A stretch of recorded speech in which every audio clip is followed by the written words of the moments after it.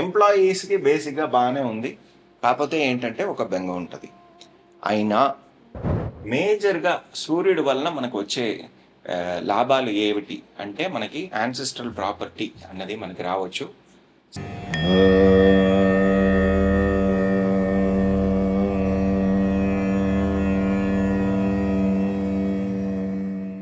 ధన్యవాదాలు ప్రేక్షకులారా, మీరు ఇచ్చిన సపోర్ట్కి మా ఛానల్కి చాలా ధన్యవాదాలు. అదేలాగా మీరు సబ్స్క్రైబ్ చేయండి.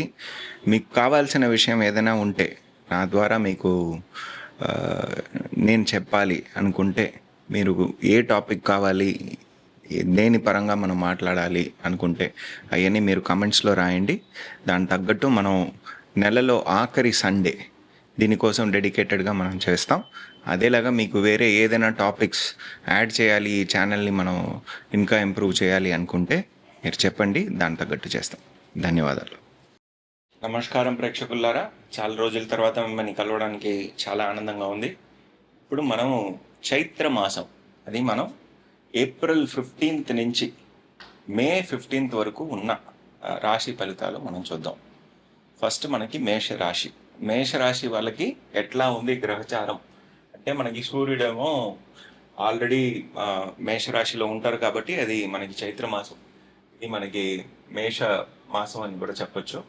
శుక్రుడు అక్కడే ఉంటున్నారు, గురువు మీకు 3వ స్థానంలో ఉంటున్నారు, కేతు ఏమో 5వ స్థానంలో ఉంటున్నారు, 11వ స్థానంలో రాహు, శనీశ్వరుడు, బుధుడు, మంగళుడు అందరూ 12వ స్థానంలో ఉంటున్నారు.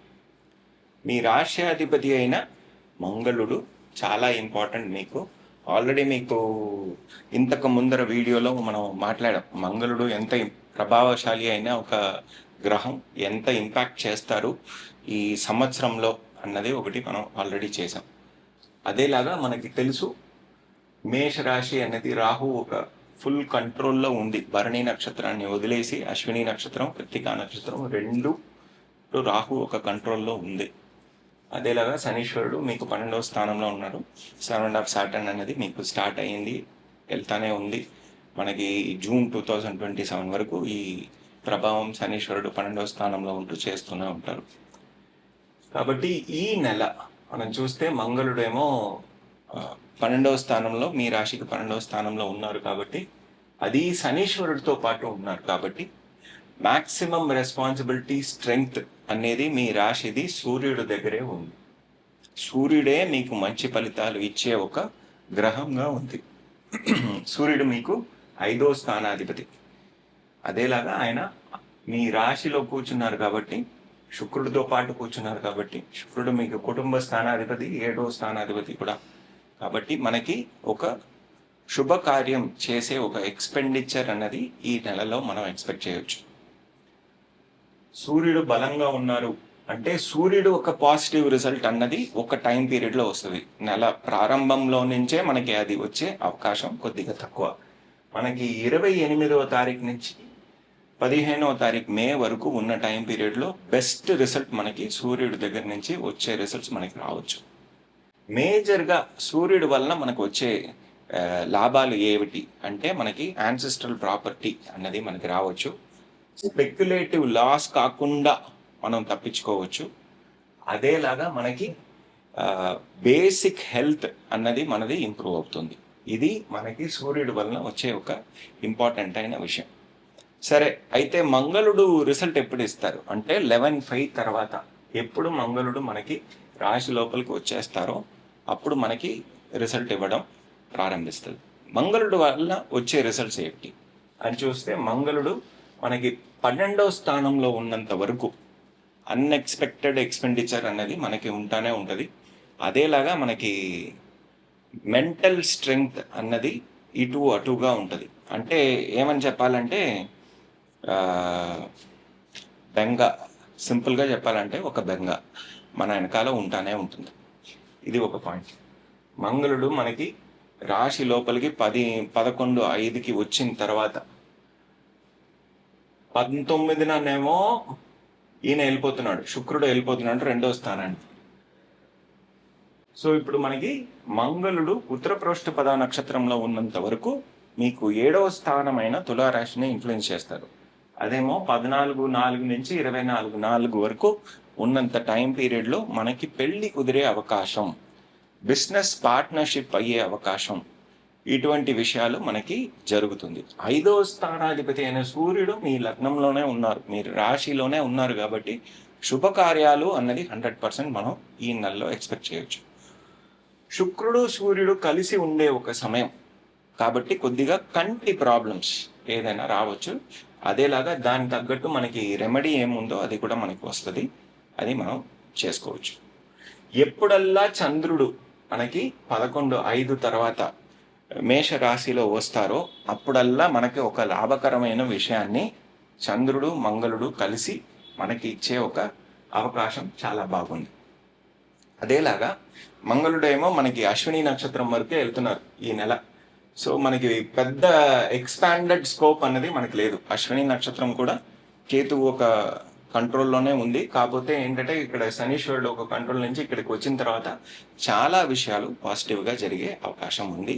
ఎస్పెషలీ ప్రాపర్టీ రిలేటెడ్ విషయాలు మనకి తగ్గే అవకాశాలు ఉన్నాయి. అదేలాగా 8వ స్థానాధిపతి అయిన మంగళుడు కూడా ఇక్కడ ఉంటున్నారు కాబట్టి మీకు ఏదైనా indirect source of income, family నుంచి రావాల్సిన డబ్బులు మీకు రాలేదు, లేకపోతే పార్ట్నర్ దగ్గర నుంచి రావాల్సిన డబ్బులు మీకు రాలేదు, లేకపోతే ఎవరు మనకి ఎదురుగా ఉన్నారు, ఎవరు మనకి వెన్నుపోటు పొడుస్తున్నారు అనేది తెలియక ఒక స్థితి ఉంది అంటే అదంతా మనకి తెలిసే అవకాశం ఈ 11/5 తర్వాత మనకి వచ్చే అవకాశం బాగుంది.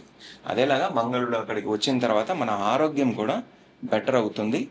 మనకి పూర్వ పుణ్యం నుంచి మనకి వచ్చే ఒక లాభం, మనకి కులదైవ అనుగ్రహం, అదేలాగా పెద్దోళ్ళ ఒక అనుగ్రహం అన్నది ఈ టైం పీరియడ్లో వస్తుంది. యాన్సెస్ట్రల్ ప్రాపర్టీ ఏదైనా ఉంటే మనకి రాలేదు, దానివల్ల ఏదైనా ఇబ్బందులు ఉంటే అవన్నీ సరి అయ్యే ఒక అవకాశం కూడా ఉంది. పిల్లల ఒక ఆరోగ్యం కూడా మంచిగా అయ్యే అవకాశం ఉంది. కాషన్ ఏమిటి అంటే మనకి రాహు కేతు. ఇప్పుడు కేతు ఒక ప్రభావం ఏంటంటే మ్యాక్సిమం ఏంటంటే మీకు 8వ స్థానాన్ని ఇస్తూ ఉంటారు.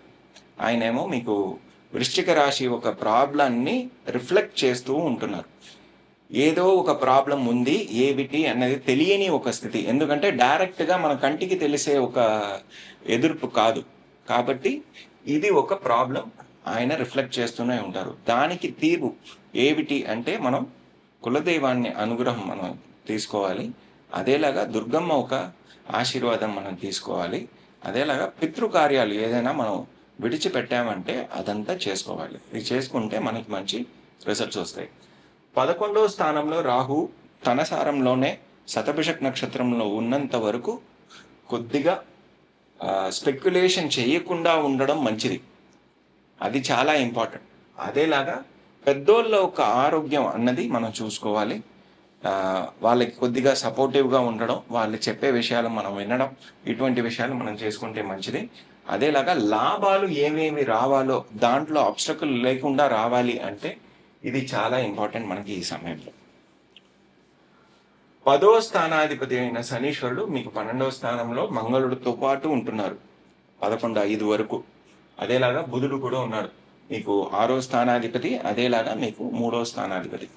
సో మేజర్గా బిజినెస్ ఓరియంటెడ్ పీపుల్కి ఒక మేజర్ డెసిషన్ ఎక్స్పెన్సెస్ అన్నది జరుగుతుంది, అన్ఎక్స్పెక్టెడ్ ఎక్స్పెన్సెస్ అన్నది జరుగుతుంది. ఇవన్నీ మనం మేనేజ్ చేయాల్సిన ఒక పరిస్థితి ఈ టైం పీరియడ్లో ఉంది. 11/5 తర్వాత అది తగ్గుతుంది. అదేలాగా ఉద్యోగం చేసే వాళ్ళకి ఉద్యోగ స్థానాధిపతి చూస్తున్నారు, మంగళుడితో పాటు ఉన్నారు కాబట్టి మనకి ఒక సపోర్ట్ అన్నది ఉన్నది. కాకపోతే ఒక బెంగ కూడా ఉంది మన మనసులో, ఎందుకంటే శనీశ్వరుడు అక్కడ ఉన్నాడు కాబట్టి జాబ్లో ఉంటానా, తీసేస్తారా, ఇంకా కంటిన్యూ అవుతుందా లేదా, ఇటువంటి ఒక బెంగ మనకు ఉంటానే ఉంటుంది. అది మనం కేర్ఫుల్గా డీల్ చేసుకోవాల్సిందే. 100% గ్యారంటీ అన్నది ఈ పరిస్థితిలో మనం చెప్పలేము. ఉద్యోగం చేసేవాళ్ళు అతి జాగ్రత్తగా ఉండాలి వాళ్ళ ఉద్యోగాన్ని తగ్గించుకోవడానికి. ఇది ఒక ఇంపార్టెంట్ అయిన విషయం.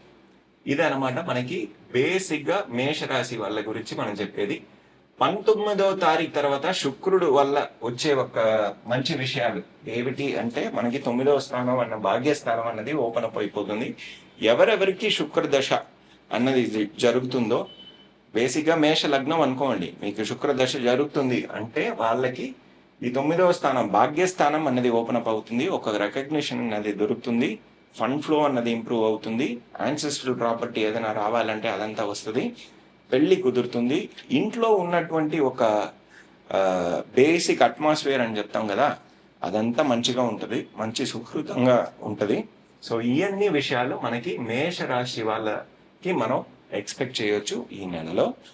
మీకు అత్యంతమైన ఇంపార్టెంట్ అయిన విషయం ఏంటంటే మీ కులదైవాన్ని మీరు చూసుకుంటూ రావడం మీకు మంచి రెమెడీ ఇస్తుంది. అదేలాగా దుర్గమ్మ ఒక 32 నామాలు మీరు చెప్పుకుంటూ ఉండడం మీకు మంచి రిజల్ట్ ఇస్తుంది. ఇప్పుడు మనం మంగళుడు ఇంకొక ఇల్లైన వృశ్చిక రాశి వాళ్ళ గురించి చూద్దాం. వృశ్చిక రాశి అనగానే విశాఖ నక్షత్రం 4వ క్వార్టర్, మరి మనకి అనురాధ నక్షత్రం, జ్యేష్ఠ నక్షత్రం ఇల్లందరూ. విశాఖ నక్షత్రం ఆల్రెడీ లాక్లో ఉంది కేతు వలన. సో ఇక్కడ 1/4 రాశి ది పవర్ ఏమో పోయింది. కేతు పరిపూర్ణంగా ఈ రాశిని ఇన్ఫ్లుయెన్స్ చేస్తున్నారు, ఎందుకంటే ఆయన మక నక్షత్రంలో ఉన్నారు కాబట్టి. సో ఈ టైం పీరియడ్లో మేజర్ ఇన్ఫ్లుయెన్స్ అన్నది ఎవరు చేస్తున్నారు అంటే ఇప్పుడు కేతు చేస్తున్నారు. దాని తర్వాత మనకి సూర్యుడు చేస్తున్నారు. ఇంకొక మంగళుడు ఒక ఇంట్లో ఉన్న ఈ ఇంటి ఒక ప్రభావం ఆయన చేస్తూనే ఉంటారు. శుక్రుడు చేస్తున్నారు. శుక్రుడు 19వ తారీఖు తర్వాత ఇంకా 100% ఆ ఇన్ఫ్లుయెన్స్ అనేది చేస్తూ ఉంటారు. రాశ్యాధిపతి అయిన మంగళుడు 5వ స్థానంలో ఉన్నారు. శనీశ్వరుడితో పాటు ఉన్నారు, బుధుడితో పాటు ఉన్నారు 8. అదేలాగా 11వ స్థానాధిపతి అయిన బుధుడు నీచమై ఉన్నారు. సో మేజర్ విషయాలు ఎక్కువగా ఏంటంటే 5వ స్థానం గురించి చుట్టూ మనకి జరుగుతూనే ఉంటుంది. సో మనం చేసుకోవాల్సిన మేజర్ విషయం ఏంటంటే కులదైవ అనుగ్రహాన్ని మీరు పొందుకోవాలి, అక్కడికి వెళ్ళి రావాలి. ఇది చాలా ఇంపార్టెంట్. అది చేస్తే మీకు ఉన్నటువంటి ప్రాబ్లమ్స్ అన్ని తగ్గిపోతుంది. మంగళుడు శనీశ్వరుడితో పాటు ఉన్నంత వరకు ఈ 5వ స్థానం అన్నది 100% యాక్టివ్గా ఉంటుంది మీ రాశికి.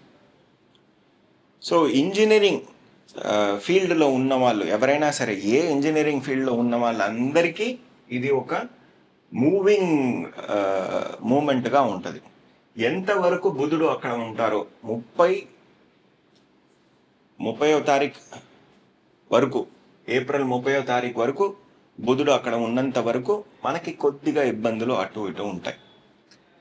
సో అతి జాగ్రత్తగా ఉండాలి. దేని విషయాల్లో మనకి ఎస్పెషలీ ఇండైరెక్ట్ ఎనిమీస్ అన్నది మనకి ఉంటారు. కాకపోతే ఏంటంటే గురువు అక్కడ 8వ స్థానంలో ఉన్నారు కాబట్టి ఎవరు ప్రాబ్లం ఇస్తున్నారు అన్నది మనకి 100% తెలిసిపోతుంది. అదేలాగా యాన్సెస్ట్రల్ ప్రాపర్టీ రిలేటెడ్ అయిన విషయం ఏదన్నా ఉంటే, ప్రాబ్లమ్స్ ఉంటే అదంతా సాల్వ్ అవుతుంది. దానివల్ల మీకు ఆ ప్రాపర్టీ మీరు పొందే ఒక అవకాశం ఈ టైం పీరియడ్లో 100% ఉంది. సూర్యుడు మనకి 100% మంచి రిజల్ట్స్ ఇచ్చే అవకాశం. ఎందుకంటే బిజినెస్ చేసే వాళ్ళకి సూర్యుడు ఒక అనుగ్రహం మనకి కావాలి. ఆయన 6వ స్థానంలో ఉన్నారు కాబట్టి మనకి లోన్ ఫెసిలిటీస్ అన్నది 100% ఈ టైం పీరియడ్లో వస్తుంది. శుక్రుడు కూడా ఇక్కడ మళ్ళీ 19వ తారీఖు తర్వాత వృషభ రాశికి వెళ్ళినా మనకి లోన్ ఫెసిలిటీస్ అనేది వచ్చే ఒక అవకాశం ఉంటుంది. ఫండ్ ఫ్లో అన్నది ఇంప్రూవ్ అయ్యే ఒక అవకాశం ఉంటుంది. సూర్యుడు ఇచ్చే రిజల్ట్స్ మనకి పాజిటివ్గా వచ్చేది ఎప్పుడు అంటే మనకి 28వ తారీఖు తర్వాత మనకి వచ్చే రిజల్ట్స్ మంచిగా ఉంటుంది. శుక్రుడు ప్రారంభం నుంచే మనకి మంచి రిజల్ట్స్ ఇచ్చే ఒక అవకాశం ఉంది. అదేలాగా మనం మంగళుడు అశ్విని నక్షత్రంలో ఉన్నంత వరకు ఒక ప్రాబ్లం ఏమిటి అంటే 11వ తారీఖున అశ్విని నక్షత్రంకి వచ్చేస్తారు. 11/5కి అశ్విని నక్షత్రానికి వచ్చేస్తారు. వచ్చిన తర్వాత ఏంటంటే ఒకలాంటి ఒక కన్ఫ్యూషన్ అన్నది మనసులో ఉంటుంది. ఇది చెయ్యాలా చేయొద్దా, ఎవరిదైనా అడ్వైస్ తీసుకోవాలా, అడ్వైస్ తీసుకోవాలి, తీసుకుంటే మీకు మంచి రిజల్ట్స్ వస్తుంది అన్నది ఖచ్చితంగా ఉంది. అది మీరు చేసుకుంటే చాలా మంచిది. అదేలాగా మనకి శనీశ్వరుడు బుధుడు కలిసి ఉన్నంత వరకు మనకి యాక్టివ్గా ఉన్నది కన్యా రాశి. సో అంతవరకు మనకి indirect source of income, life పార్ట్నర్ది ఒక యాన్సెస్ట్రల్ ప్రాపర్టీ నుంచి వచ్చే లాభం, మనకి రావాల్సిన లాభాలు ఏవేమి తగ్గకుండా డిలే అవుతూ పోతుందో అవన్నీ వచ్చే విషయాలు, ఇవన్నీ మనకి ఈ టైం పీరియడ్లో వచ్చే అవకాశం ఉంది. అదేలాగా మనకి మంగళుడు శుక్రుడు కలిసి తన ఇంట్లో ఉన్నటువంటి ఒక స్థితి ఉంటుంది. అందువలన పెళ్లి కుదిరే అవకాశాలు కూడా ఉంటుంది. బిజినెస్ పార్ట్నర్షిప్ అనేది జరిగే అవకాశం ఉంది. కాకపోతే ఏంటంటే మేజర్ డెసిషన్స్ అన్నది ఈ టైం పీరియడ్లో తీసుకోవాల్సిన అవసరం ఉంటుంది. ఎందుకంటే మంగళుడు శనీశ్వరుడు కలిసి ఉంటున్నారు కాబట్టి మేజర్ డెసిషన్స్ ఎస్పెషలీ బిజినెస్ చేసే వాళ్ళకి ఈ ఒక మేజర్ డెసిషన్స్ అనేది తీసుకోవాల్సిన ఒక పరిస్థితి ఈ టైం పీరియడ్లో ఉంటుంది. ఎంప్లాయీస్కి బేసిక్గా బాగానే ఉంది. కాకపోతే ఏంటంటే ఒక బెంగ ఉంటుంది. అయినా అతి జాగ్రత్తగా ఉండాలి. మీ ఎంప్లాయ్మెంట్ సిచ్యువేషన్ని మీరు తగ్గించుకోవాలంటే ఎంతవరకు మంగళుడు శనీశ్వరుడితో పాటు ఉంటారో అందులో గ్యారంటీ లేదు. అదేలాగా మీకు బుధుడు కూడా అక్కడే ఉంటున్నారు, 8వ స్థానాధిపతి. కాబట్టి కొద్దిగా అతి జాగ్రత్తగానే ఉండాలి ఈ టైం పీరియడ్లో. ఇది మనం బేసిక్గా చెప్పేది వృశ్చిక రాశి వాళ్ళకి. మీరు బేసిక్గా చేసుకోవాల్సిన విషయం ఏమిటి అంటే కులదైవ అనుగ్రహాన్ని మీరు పొందితే మీకు మంచిది. మీ కులదైవాన్ని చూసి వస్తే మీకు మంచిది. మంచి రిజల్ట్స్ అన్నది మీకు 100% వస్తుంది. ఈ ప్రాబ్లమ్స్ అన్నీ తగ్గిపోతాయి.